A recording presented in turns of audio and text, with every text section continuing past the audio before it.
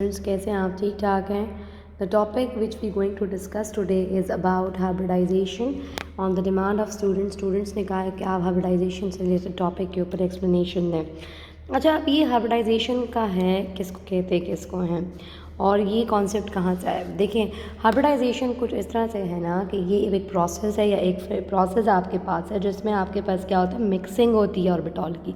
जैसे आजकल hybrid cars हैं हमारे पास, जैसे हम कहते हैं भाई हमारे पास हाइब्रिड फ्लावर्स हैं, जैसे pink red and white flower को आप मिक्स करते हो और हाइब्रिड पिंक कलर का फ्लावर बनता है आपके पास। जैसे आपने मेंडलीव के एक्सपेरिमेंट देखे हैं अबाउट हाइब्रिड, तो ये सब चीज़ें किसको शो करते हैं, ये हाइब्रिडाइजेशन। इसी तरह मॉलिक्यूल्स में भी आपके पास हाइब्रिडाइजेशन होती है ख़ास तौर पर। अच्छा, अब ये हाइब्रिडाइजेशन की ज़रूरत क्यों पड़ी, हाइब्रिडाइजेशन हम पढ़ते क्यों हैं, हाइब्रिडाइजेशन आई कहाँ से और इस फिनोमिना में होता क्या है? यूजुअली बेसिकली ये एप्लीकेशन है किसकी, ये एप्लीकेशन है आपके पास वैलेंस बॉन्ड थ्योरी की, यानी वीबीटी की एप्लीकेशंस में आपके पास आते हैं। वीबीटी ये कहता था कि सिर्फ वो ऑर्बिटॉल्स, ठीक है ना, only those orbitals which are going to take part in bond formation which are half filled, यानी अगर ये एक ऑर्बिटॉल है, एक ऑर्बिटॉल में मैक्सिमम 2 इलेक्ट्रॉन आते हैं आपके पास। अगर एक ऑर्बिटॉल में 2 के बजाय 1 इलेक्ट्रॉन आ जाए तो इसको हम कहते हैं हाफ फिल्ड। क्या कहते हैं हम? Half filled. तो कहते हैं जो हाफ फिल्ड होते हैं बेसिकली वो बॉन्ड में फॉर्मेशन में हिस्सा लेते हैं। लेकिन कुछ मॉलिक्यूल्स ऐसे हैं हमारे पास जिनमें हाफ फिल्ड ऑर्बिटॉल नहीं मौजूद, लेकिन फिर भी वो आपके पास बॉन्डिंग में हिस्सा ले रहे हैं। वो कैसे? अब मैं आपको एक एग्जांपल दी हूँ। जैसे हम कार्बन की एग्जांपल लेते हैं, कार्बन में मोस्टली हम हाइब्रिडाइजेशन बड़ी ईजिली एक्सप्लेन कर लेते हैं, ठीक है ना।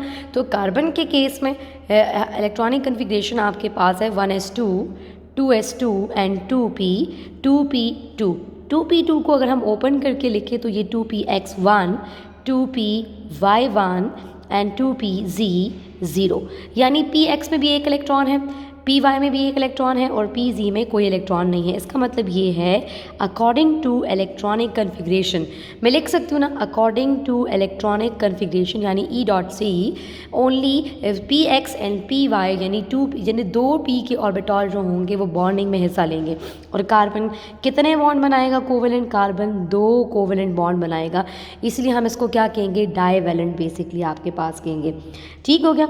लेकिन सिर्फ 2 बॉन्ड बनाएगा तो केमिकल एनालिसिस हमें क्या बताते हैं? केमिकल एनालिसिस ये बताती हैं कि भाई हम जब केमिकल रिएक्शन करते हैं और केमिकल एनालिसिस से जो हमारे पास कंपाउंड्स मौजूद होते हैं, usually carbon in the form of 4 bonds यानी 4 बॉन्ड बनाता है, जैसे कि वो किसके केस में बनाता है, मीथेन के केस में आपके पास बनाता है। तो इसमें से कितने बॉन्ड बनाए कोवेलेंट? 4 कोवेलेंट बॉन्ड बनाए हैं। तो ये 4 कोवेलेंट बॉन्ड कैसे बने, जबकि according to electronic configuration carbon को तो 2 बॉन्ड्स बनाने चाहिए थे आपके पास। अब होता ये है आपके पास हाइब्रिडाइजेशन होती है, ठीक है ना, कि 2s का एक इलेक्ट्रॉन कहाँ चला जाता है, 2pz की तरफ चला जाता है, यानी लोअर टू हायर चला जाता है। From the lower shell 2s2 से 2pz जो कि एम्प्टी है वहाँ पर आपके पास शिफ्ट हो जाएगा। ये तो हो गई ग्राउंड स्टेट, यानी एक्साइटेड स्टेट को हम ग्राउंड स्टेट कहेंगे, जिसमें किसी भी मॉलिक्यूल, किसी भी ऑर्बिटॉल की एनर्जी मतलब शिफ्टिंग नहीं होगी, एनर्जी हम प्रोवाइड नहीं करेंगे, ठीक है ना, कुछ भी नहीं करेंगे इसके केस में। मतलब उसके केस में आपके पास वही होगी जो इलेक्ट्रॉनिक कन्फिग्रेशन की हालत, जो आपके पास ऑर्बिटॉल इलेक्ट्रॉनिक कन्फिग्रेशन शो करते हैं, ठीक है। अब आ जाती है आपके पास एक्साइटेड स्टेट। एक्साइटेड स्टेट में आपके पास 2s से एक इलेक्ट्रॉन कहाँ प्रमोट हो गया, 2pz में, तो ये हो जाएगा 1s2 2s1 2px1 2py1 and 2pz1. Now according to the excited state of carbon, now carbon can make how many covalent bonds? Carbon can make 4 covalent bonds. Since there are 4 unpaired electron in the 4 half-filled orbital of the excited state of carbon, so there is a chance that there will be 4 covalent bond is going to be formed between the carbon and hydrogen in the case of what? In the case of methane आपके पास आ जाएगा, ठीक है ना। इसी वजह से ये 4 covalent bond जो आपके पास बनेंगे, एक कार्बन हाइड्रोजन का, दूसरा, तीसरा एंड द फोर्थ वन। तो जब 4 कोवेलेंट बॉन्ड बनेंगे तो पहला बॉन्ड है ना किसी एटम में जो पहला बॉन्ड दूसरे एटम के साथ बनेगा, जैसे कार्बन एक एटम है, इसका एक बॉन्ड बना हाइड्रोजन के साथ तो वो सिग्मा बॉन्ड हो गया, यानी दिस इज सिग्मा बॉन्ड, ये भी सिग्मा, ये भी सिग्मा, ये 4 सिग्मा बॉन्ड बनेंगे आपके पास, ठीक है ना।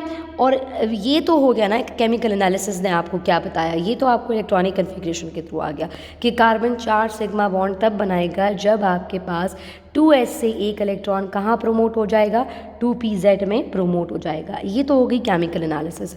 अब आ जाएगी एक्सपेरिमेंटल एनालिसिस। एक्सपेरिमेंटल एनालिसिस हमें क्या कहती है, एक्सपेरिमेंटल एनालिसिस हमें कहती है कि ये जो 4 बॉन्ड बनते हैं आपके पास, ये चारों के चारों बॉन्ड जो होते हैं वो आइडेंटिकल होते हैं। आइडेंटिकल किस लिहाज से होंगे कि ये सारे आइडेंटिकल होंगे in the face of bond length या बॉन्ड एनर्जी, इसकी बेसिस के ऊपर ये क्या है हमारे पास आइडेंटिकल है, ठीक हो गया। किसकी बात कर रहे हैं भाई, ये कार्बन और हाइड्रोजन की बात कर रहे हैं in the case of methane, on the basis of experimental data that show that कि ये चारों के चारों बॉन्ड जो हैं हमारे पास क्या हैं, आइडेंटिकल हैं on the basis of bond length and bond energy.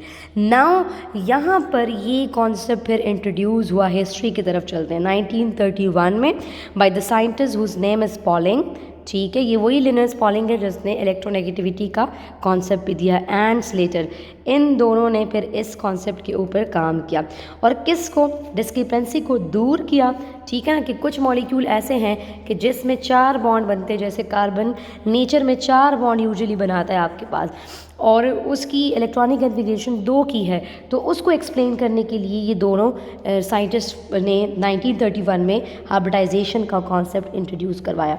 अब हाइब्रिडाइजेशन को डिफ़ाइन कैसे करते हैं, डेफिनेशन की तरफ चलते हैं कि भाई हाइब्रिडाइजेशन की डेफिनेशन क्या है, हम इसको डिफ़ाइन कैसे करते हैं।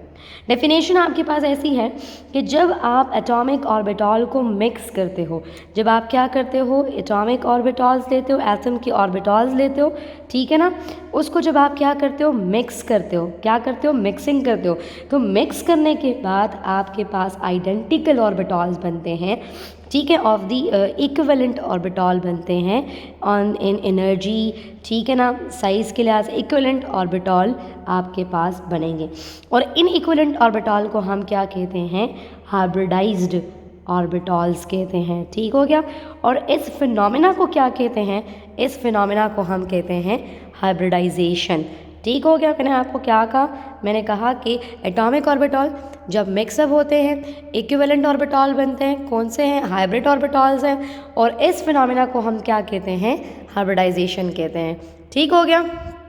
अच्छा, इसके बाद इसकी इम्पोर्टेंस क्या है, असल में इसकी इम्पोर्टेंस ये है कि कुछ मॉलिक्यूल्स हैं जिनकी हमें ज्योमेट्री और शेप के बारे में नहीं पता, जैसे मीथेन की ज्योमेट्री टेट्राहेड्रल क्यों है, क्यों, जबकि कार्बन तो 2 बॉन्ड बनाना चाहिए, हाफ फिल्ड तो इसके अंदर 2 हैं आपके पास अकॉर्डिंग टू इलेक्ट्रॉनिक कन्फिग्रेशन, तो 4 बॉन्ड उसने कैसे बना ले, कैसे उसने ये टेट्राहेड्रल शेप बनाई है, कैसे इसकी ज्योमेट्री जो है वो कौन सी है, टेट्राहेड्रल है, तो इसको भी एक्सप्लेन किया है किसने, हाइब्रिडाइजेशन ने।